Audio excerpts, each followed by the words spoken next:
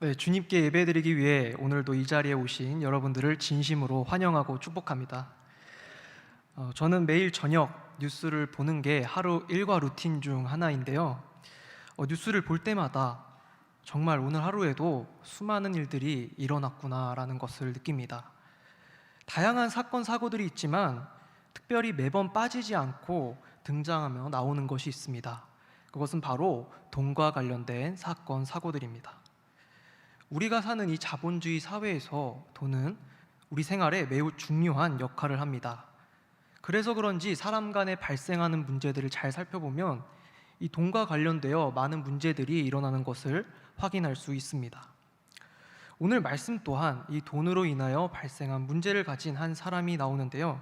우리 다 같이 누가복음 12장 13절 말씀을 한 목소리로 읽어보겠습니다. 시작. 무리 중에 한 사람이 이르되 선생님 내 형을 명하여 유산을 나와 나누게 하소서 하니. 아멘. 한 사람이 자신의 형과의 유산 문제를 가지고 예수님께 찾아왔습니다. 이 사람은 자신이 받아야 할 유산을 받지 못한 것에 대해 많은 불만을 가지고 있는 것 같습니다.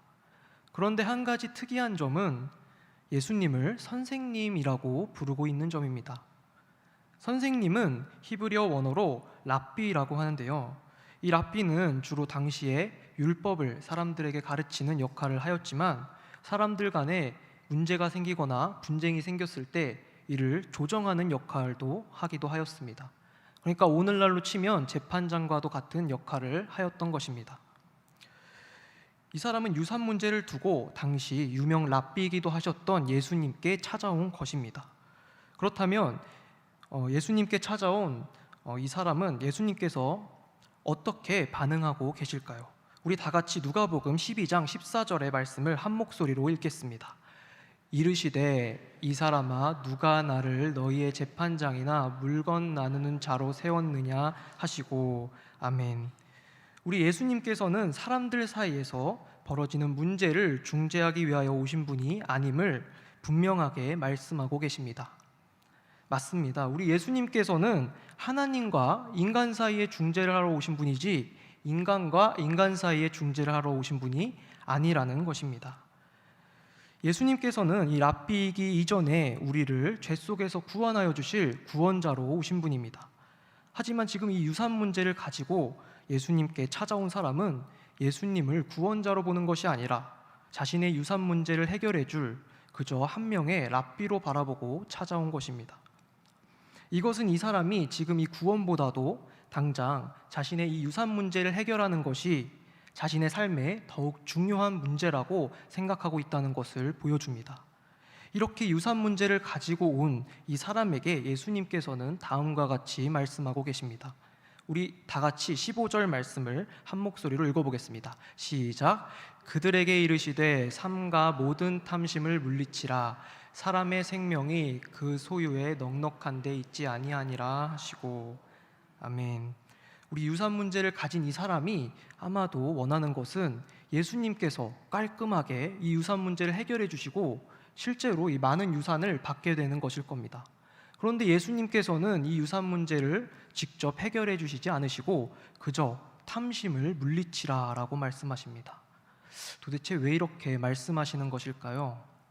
이것은 예수님께서 이 문제에 대해 이미 너무나 정확히 잘 알고 계시고 이 유산보다도 더욱 중요한 문제가 무엇인지 예수님께서는 아시기 때문에 이렇게 말씀하신 것입니다.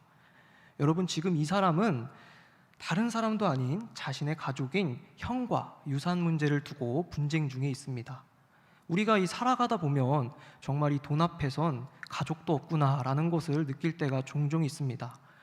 이러한 것은 오늘날뿐만 아니라 예수님이 활동하시던 저 옛날 시대에서도 벌어지던 일인 것입니다.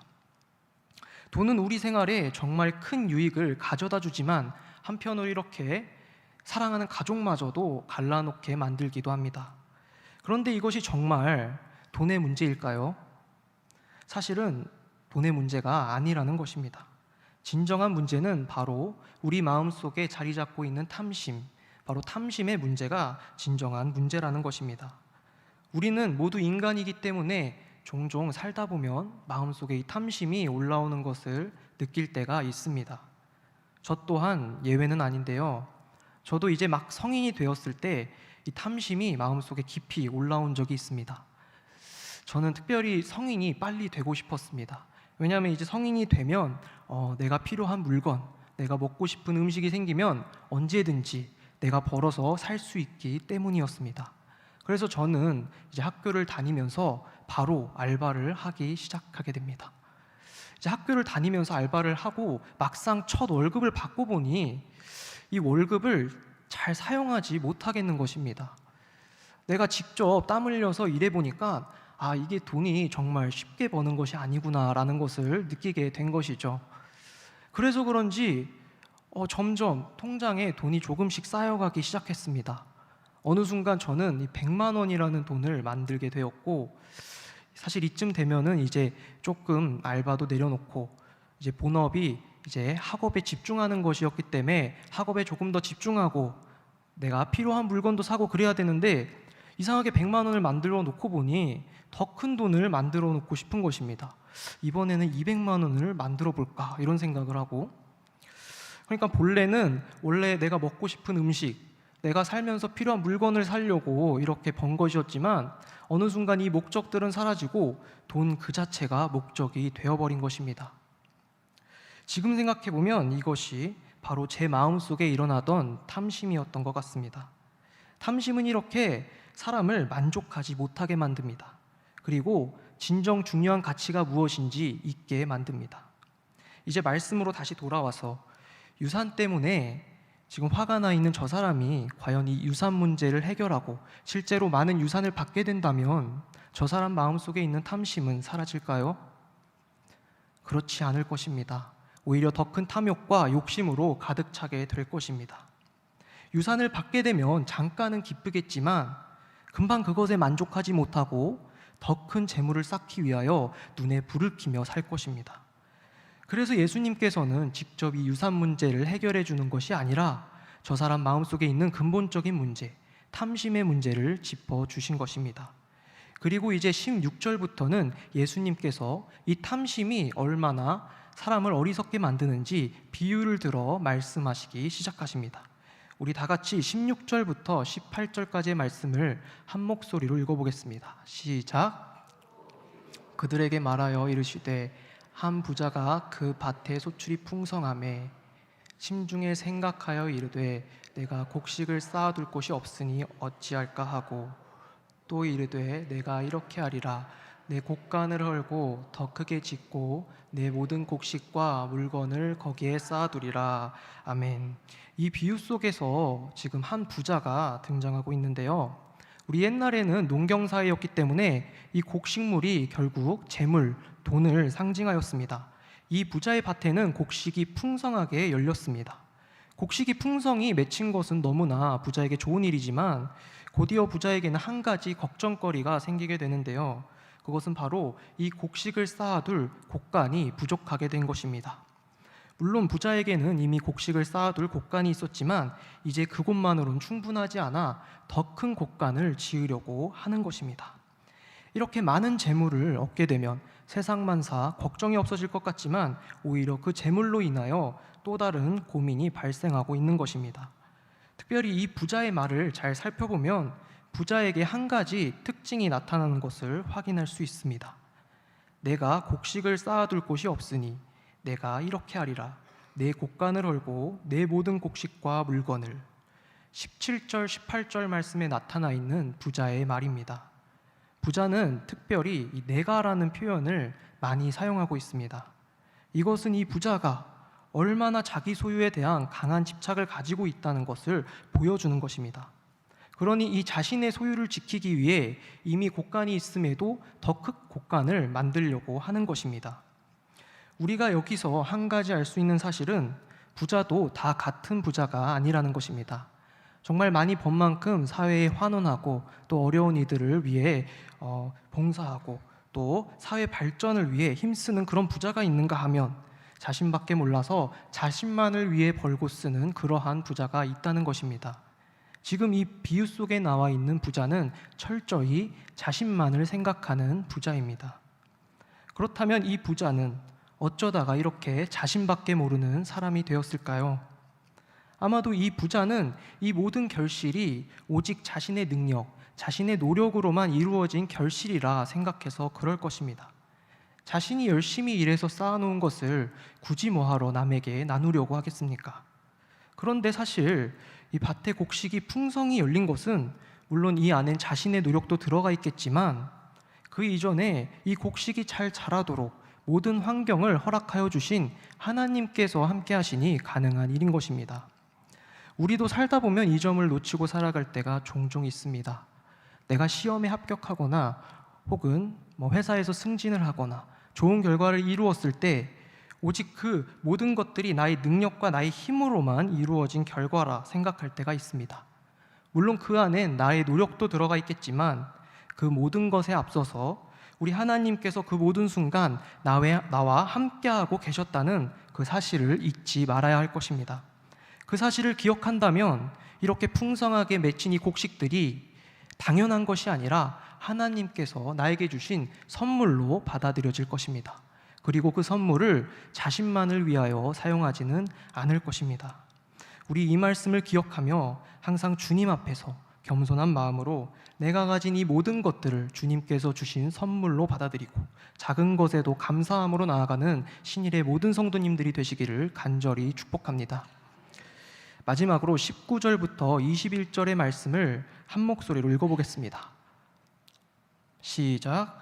또 내가 내 영혼에게 이르되 영혼아 여러 해 쓸 물건을 많이 쌓아두었으니 평안히 쉬고 먹고 마시고 즐거워하자 하리라 하되 하나님은 이르시되 어리석은 자여 오늘 밤에 네 영혼을 도로 찾으리니 그러면 네 준비한 것이 누구의 것이 되겠느냐 하셨으니 자기를 위하여 재물을 쌓아두고 하나님께 대하여 부요하지 못한 자가 이와 같으니라. 아멘. 이제 19절부터 이제 부자가 앞으로 어떻게 살아가려고 하는지 부자의 삶의 계획이 나타나고 있습니다. 부자는 지금껏 열심히 일해서 부를 쌓아놨으니 이제 그 부를 가지고 편안히 살아가려고 하고 있습니다. 이 9절에서는 부자가 어떠한 삶을 지향하는지도 잘 나타나 있습니다.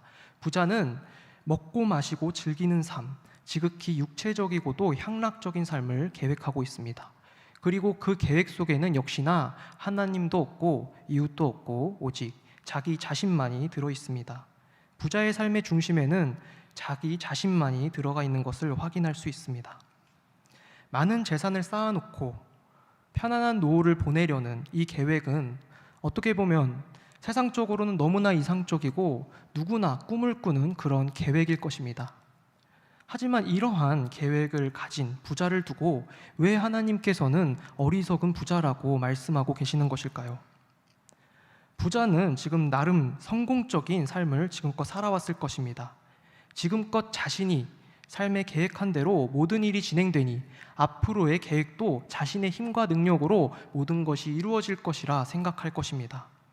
하지만 하나님께서 그의 목숨을 거두어 가시면 그 모든 계획들이 물거품이 되어버리고 맙니다. 하나님께서는 이렇게 모든 계획을 자기 힘으로만 통제할 수 있다고 생각하는 이 부자를 두고 어리석다고 말씀하시는 것입니다. 그래서 우리가 잊지 말아야 할 것은 우리가 아무리 완벽한 계획을 세울지라도 그 계획을 이루시는 분은 오직 하나님 한 분이시라는 사실을 잊지 말아야 합니다. 세상적으로 완벽한 계획이라 보일지라도 그것이 하나님께 기쁨이 되지 않는다면 그것은 결코 완벽한 계획이라 말할 수 없습니다. 그렇다면 우리 그리스도인들은 앞으로 어떻게 살아가야 할까요? 우리는 이 세상 부요가 아닌 하나님 앞에 부요한 자로 살아가야 합니다. 비유 속 부자처럼 자기 자신만을 생각하고 마음의 중심에 자기밖에 없는 사람은 하나님 앞에 부요한 자가 될 수 없습니다. 반대로 아무리 삶이 지치고 힘들어도 항상 겸손한 마음을 가지고 주님께 의지하며 주님께 구하며 나아가는 사람, 오직 하나님 한 분만을 마음의 중심에 둔 사람은 하나님께 부요한 자입니다. 우리가 잠시 머무르는 이 세상의 부요함은 그렇게 중요하지 않습니다. 그리고 세상의 부요함이 우리의 영원한 만족감을 주지도 못합니다. 오직 우리를 채우시는 분은 하나님 한 분이심을 기억하시기 바랍니다. 이제 말씀을 정리하겠습니다. 오늘 유산 문제를 가진 한 사람이 예수님께 찾아왔습니다. 예수님께서는 그 사람에게 탐심을 물리치라라고 말씀하십니다. 그리고 이어서 어리석은 부자의 비유를 통해 자기 자신만을 생각하며 부를 쌓는 일이 얼마나 어리석은 일인지를 말씀하여 주십니다. 우리가 이 말씀을 기억하며 재물이 우리의 미래를 지켜주는 것이 아니라 오직 하나님께서 우리를 이끄시고 보호하신다는 사실을 기억하시며 살아가기 바랍니다. 항상 우리가 가진 이 모든 소유와 우리의 일상들이 하나님께서 주신 선물로 받아들이고 언제 사라질지 모르는 이 세상 재물에 연연하는 것이 아니라 오직 하나님 한 분만을 마음의 중심에 두어 하나님께 부요한 자가 되는 신일의 모든 성도님들이 되시기를 간절히 축복합니다.